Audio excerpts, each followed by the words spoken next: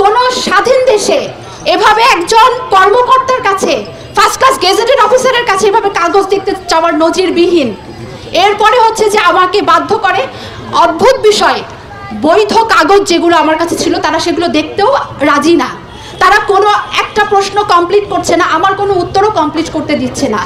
এবং আমার পরিবার থেকে শুরু করে যত রকম ইস্যু দিয়ে আমাকে ওখানে বিধ্বস্ত করা যায়, কোনোভাবেই তারা কোনো চেষ্টার ত্রুটি করেনি।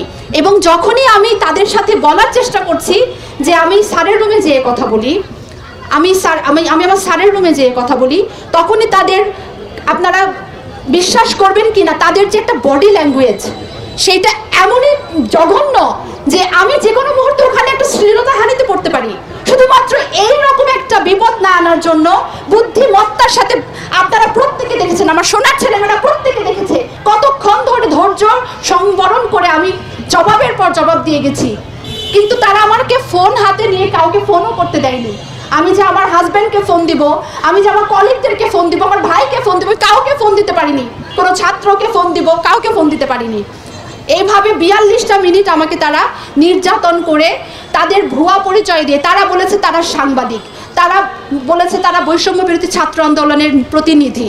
আজ জানতে পারছি, আজ যখন আমরা নওগাঁ জেলার সত্যিকারের বৈষম্য বিরোধী নেতাদেরকে পেয়ে গেছি, আমাদের পথ প্রদর্শক যারা এই স্বাধীন দেশে আমাদেরকে কিভাবে চলতে হবে আজকে নতুন করে শিখিয়ে দিল, নতুন করে এই নবীন প্রবীণদেরকে নবীনেরা নতুন করে শিখিয়ে দিল। তাদের যখন আমরা খোঁজ পেলাম, অত্যন্ত দুঃখের সঙ্গে জানাচ্ছি, জানতে পারলাম তারা নাকি কেউই প্রকৃত বৈষম্য বিরোধী ছাত্র আন্দোলনের প্রতিনিধি নন। এবং যারা সাংবাদিক এসেছিলেন অত্যন্ত, যে আমাদের সামনে আমাদের অনেক সম্মানিত সাংবাদিক ভাইরা আছেন যাদের সাথে আমরা যাদের সঙ্গে অনেক বেশি তাদেরকে আমরা রেসপেক্ট করি, আমাদের সামনে আমাদের ভাইয়েরা আছেন।